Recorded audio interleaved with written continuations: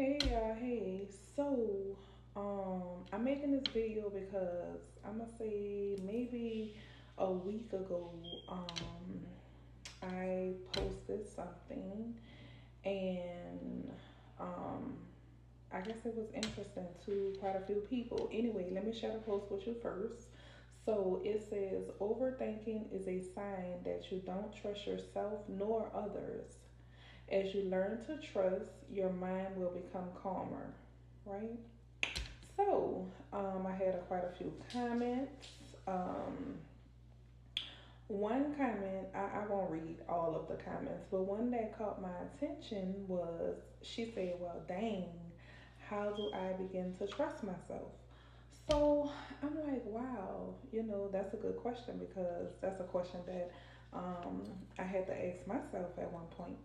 So um, I came up with some little tips, you know what I'm saying? Stuff that worked for me, stuff that helped me out when I began my healing journey and learning to trust. You know what I'm saying? I'm still, you know, struggling just a little bit, but I'm coming along.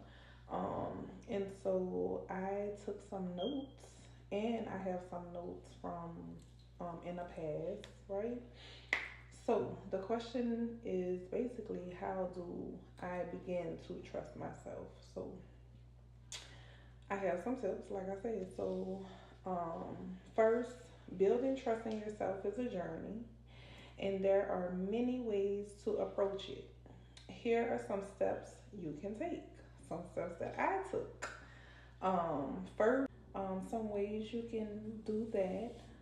Spend time reflecting on your values, needs, and goals, right? This can involve journaling, meditation, or simply taking quiet moments for introspection. Okay? Understanding yourself better lays the foundation for trusting your intuition and decisions, right? That's so deep because I remember when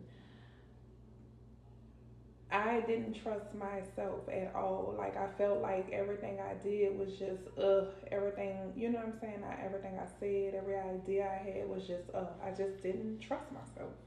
Okay, that's the realization of it. So step one, get to know yourself better. Step two, well, tip two, not no step because it's not steps, but tip two, practice self compassion. Be kind to yourself. You know, I always say be kind to your mind. Be kind to yourself, even when you make mistakes. Everyone make mistakes, right? And they are opportunities to learn and grow, right?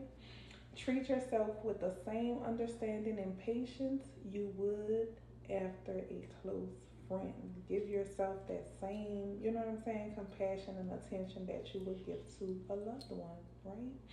Okay, so set achievable goals, right? Don't overwhelm yourself by trying to do too much at once. That's me.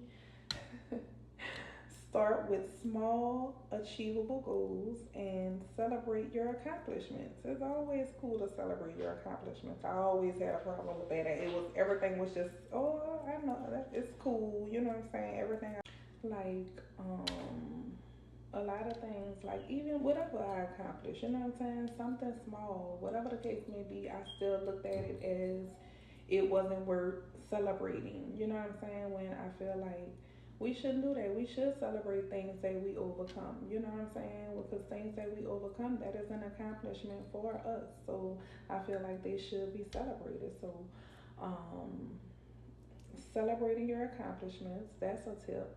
This builds confidence in your abilities and strengthens your belief, right? That you can follow through on your commitments. Big facts. You know what I'm saying? When you celebrate your accomplishments, it makes you feel good. It makes you feel like, you know what I'm saying, you can achieve whatever you want to achieve. You know what I'm saying? If you feel good about yourself. So challenge negative self-talk, okay? Because we can be our worst critics, okay? Our inner critic can be a powerful voice, big facts, but it doesn't have to control you, right? When you hear negative thoughts, challenge them with evidence to the contrary. You feel me? Um, and that's just what it is. Tip number 5, take action, right? Sometimes the best way to build trust in yourself is to simply take action. Even if you're feeling a little scared, step outside your comfort zone and try new things. You might be surprised at what you're capable of. If you know, you know. That's all I gotta say. If you know, you know. You know what I'm saying? Because this right here is taking a lot out of me, but I'm getting it done. No, I had 5 tips, but I'm gonna add 6 and 7, right? I think, yeah, 6 and 7. I'm gonna add 2 more. Put it like that. So another tip is embrace your whole self. Okay, embrace your whole self. We ain't trying to be nothing that we not. Period. So don't try to be someone you're not. Authenticity is key to trusting yourself, okay? Because if you're trying to trust yourself, then you have to be yourself, right? Makes sense? Yes, it does. Oh, this the one right here. Listen to your intuition, okay? Always your gut, okay? We all have a gut feeling, and it's often right. Learn to recognize and trust your intuition, okay? Because, child, when God talks to me and when my intuition kick in, it ain't nothing that could change my mind. So trust your intuition, trust your gut. You're not tripping. When you feel it, that's exactly what it is, right?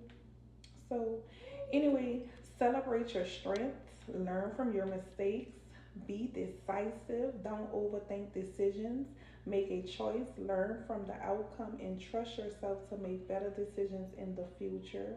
Man, the list goes on and on. I can tell you so much that I've learned from the tips that I have, the tips that I'm giving you. I've learned so much from them, and I'm so very thankful. But yeah, these are some tips to help you learn to trust yourself. And I'm going to end this with saying to remember that trusting yourself takes time and patience, right? Be patient with yourself and celebrate your progress along the way. Okay? Be patient with yourself. Don't rush things. You know what I'm saying? And the best things come from taking time. You rush nothing, you know? And that's it. I don't really have nothing else to say. But I guess have a good night.